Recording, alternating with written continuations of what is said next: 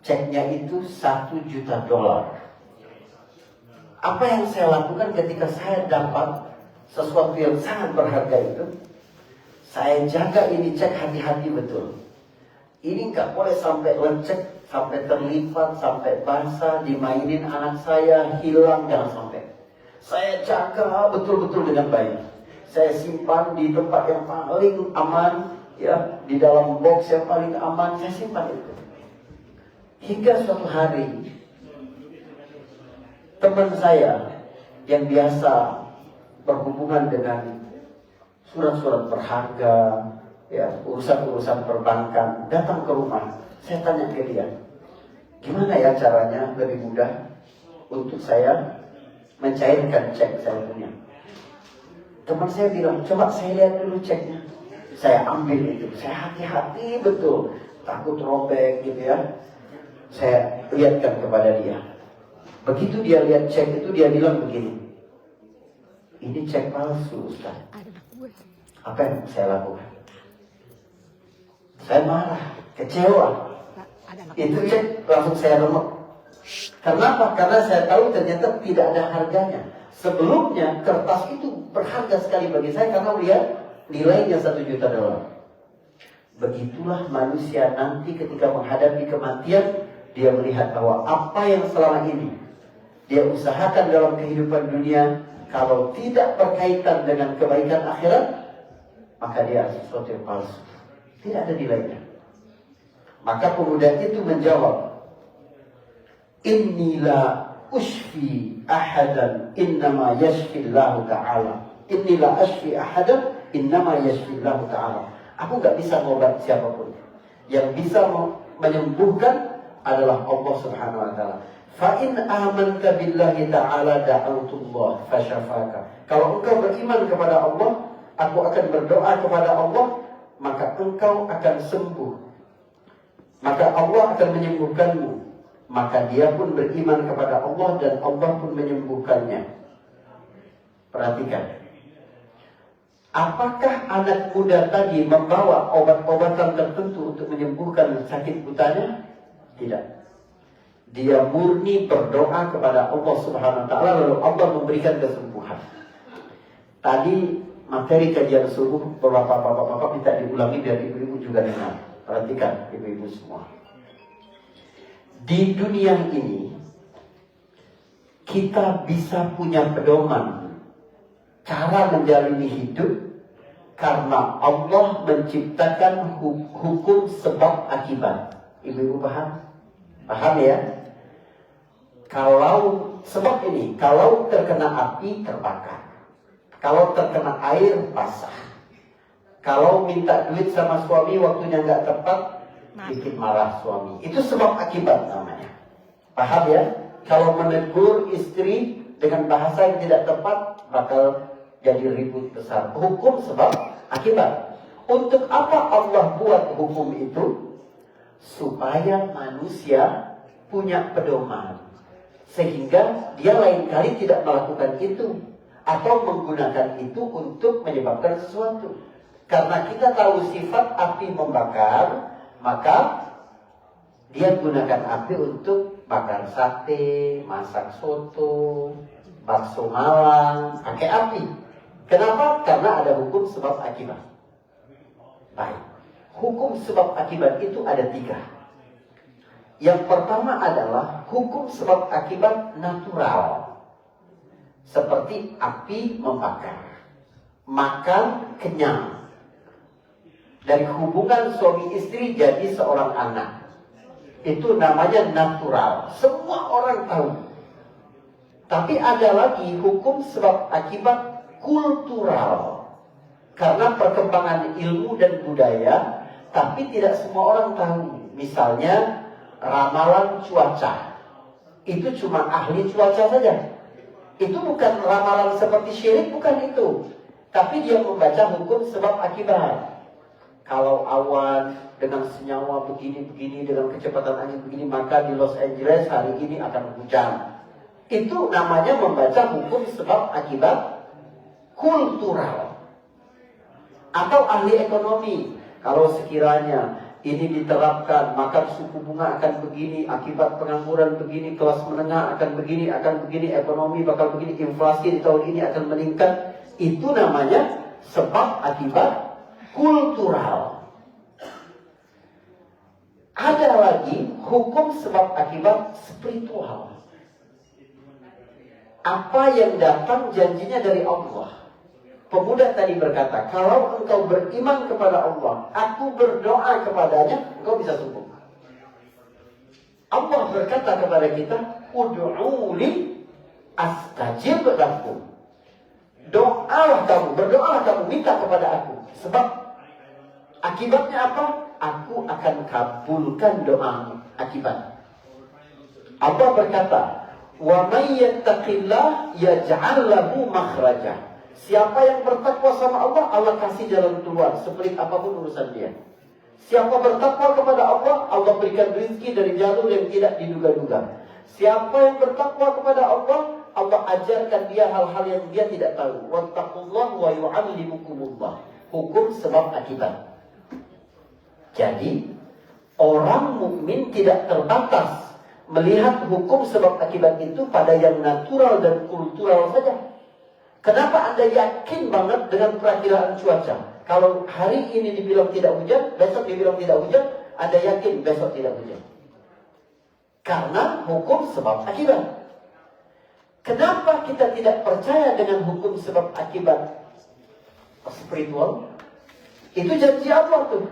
Quran mustahil salah. Allah tidak mungkin tidak menepati janjinya. Mustahil. Oke. Bagi orang mukmin, hatinya menjadi tenang. Kenapa? Karena siklus dalam hidupnya tidak dibatasi oleh 2 titik saja. Sebab akibat. Sebab akibat. Bukan cuma itu. Dia memiliki 1 titik penting sebelum sebab, yaitu musabbibul asbab atau Rabbul asbab. Tuhan pemilik sebab-sebab. Jadi di balik sebab ada Tuhan pemilik sebab.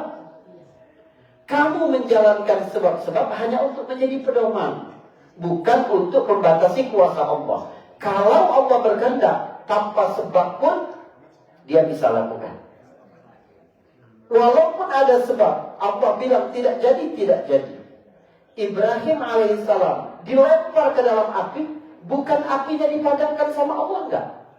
Tapi apinya dibuat dingin oleh Allah. Ketika Musa sampai ke Laut Merah, bukan lautnya dikeringkan sama Allah, tapi Allah buat lautnya terbelah.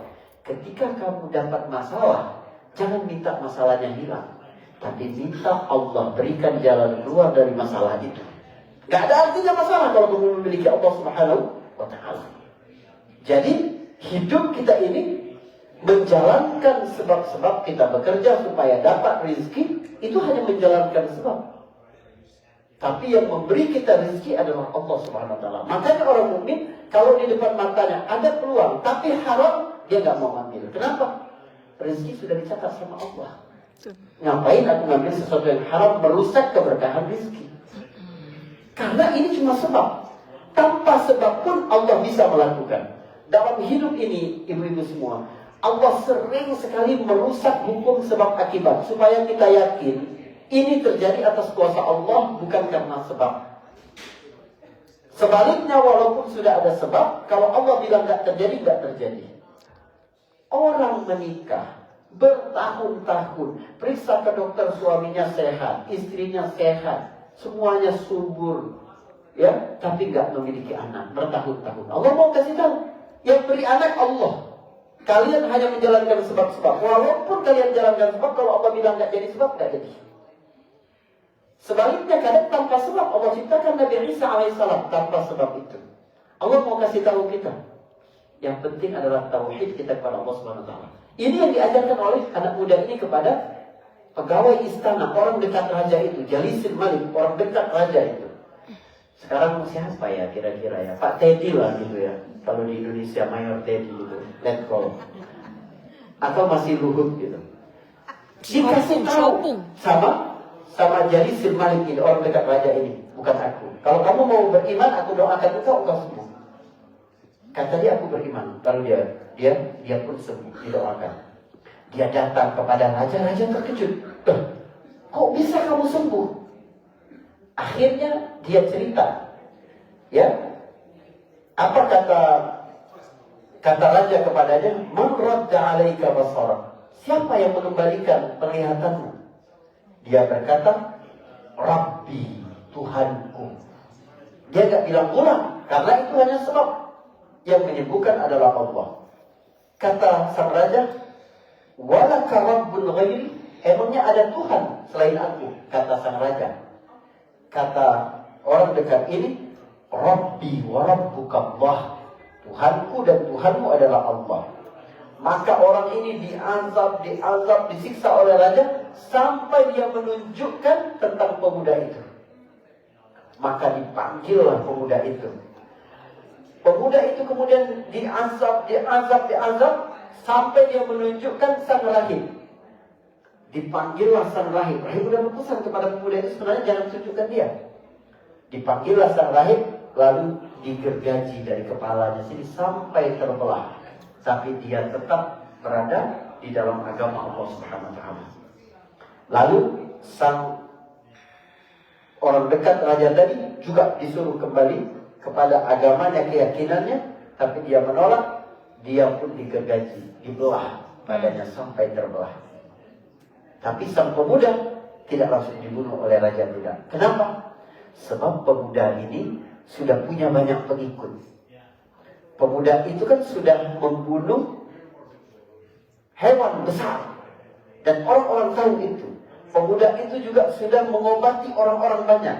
Kalau sekiranya ketahuan raja membunuh ini, itu akan terjadi gejolak. Orang akan berontak kepada raja. Maka raja menggunakan cara yang halus. Apa yang dilakukan oleh raja itu? Raja kemudian mengutus orang-orang pegawainya untuk membawa anak muda ini ke atas gunung. Ketika sampai di tengah puncak gunung, raja perintahkan untuk mendorong orang itu biar jatuh dari puncak gunung, biar dia mati di situ. Sehingga raja cuci tangan. Para penguasa yang zalim, ketika berhadapan dengan orang yang menegakkan perubahan, menegakkan kebenaran, dia berhadapan langsung, takut respon dari masyarakat, maka dia akan cuci tangan menggunakan cara-cara yang licik untuk itu. Dia gunakan itu. Tapi ketika mereka ini naik ke atas gunung, pemuda itu berdoa kepada Allah begini, Allahumma kfinihim bima syi'ta. Ya Allah, aku cukupkan, Engkaulah yang mengurusku. Terserah Engkau mau ngapain mereka. Sehingga gunung kemudian berguncang dan orang-orang yang membawanya itu jatuh celaka dan meninggal dunia. Pemuda itu kembali ke istana raja. Lihat, pemuda itu tidak lari. Karena pemuda tidak memikirkan dirinya sendiri. Dia memikirkan tauhid orang banyak. Gak cukup kita ini hanya merasa beriman sendiri sudah cukup. Jangan. Ajak orang-orang yang kita sayang. Pelihara akidah mereka. Pelihara agama mereka. Ajak mereka untuk taat kepada Allah Subhanahu wa taala. Dia datang ke raja. Raja berkata, kok bisa? Apa yang dilakukan oleh sahabat-sahabatmu tadi? Raja bilang begitu. Ya, masih merahasiakan bahwa itu adalah orang-orangnya. Kata sang pemuda itu, kafanihumullahu ta'ala. Allah lah yang mengatur rencana bagaimana mereka itu bisa seperti itu. Maka sang raja memanggil rombongan lain. Disuruh bawa pemuda ini ke lautan. Nanti di tengah lautan kalian buang dia ke tengah lautan sehingga dia mati di situ. Maka pemuda ini pun dibawa. Tapi ketika sedang berada di dalam perahu, sang pemuda kembali berdoa yang sama kepada Allah Subhanahu wa taala. Sehingga perahu itu menjadi goyang dan orang-orang itu berjatuhan ke lautan. Pemuda itu selamat dan pemuda itu kembali kepada sang raja. Raja ini bingung. Ini punya nyawa berapa ini orang?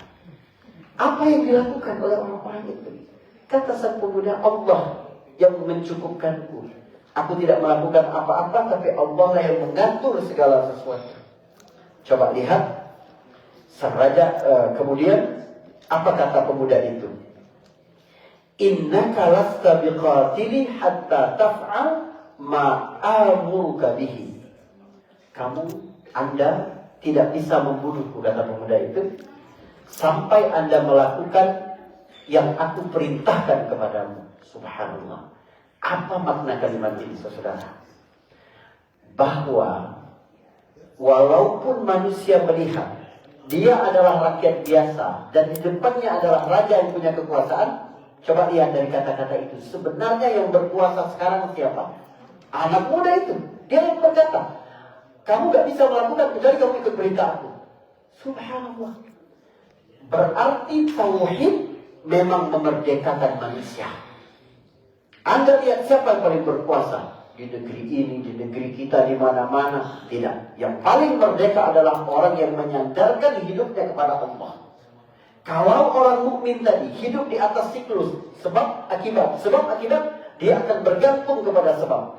Dia bergantung kepada suaminya, dia menghamba kepada istrinya, dia akan melakukan apa saja demi atasannya. Karena dia merasa hidupnya di sini, nggak merdeka dia.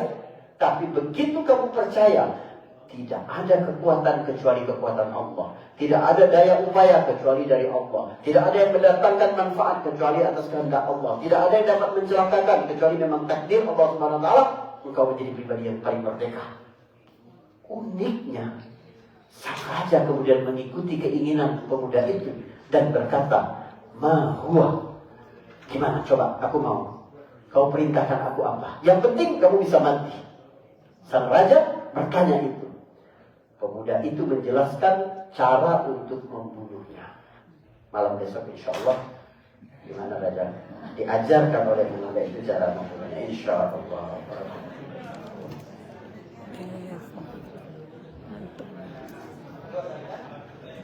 Alhamdulillah kita dengar ceramah Ustadz Ahmad Faris.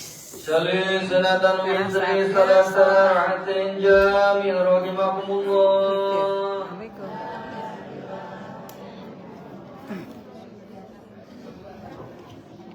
Tiga rakaat ya insya Allah. 21 salam. Oh 21.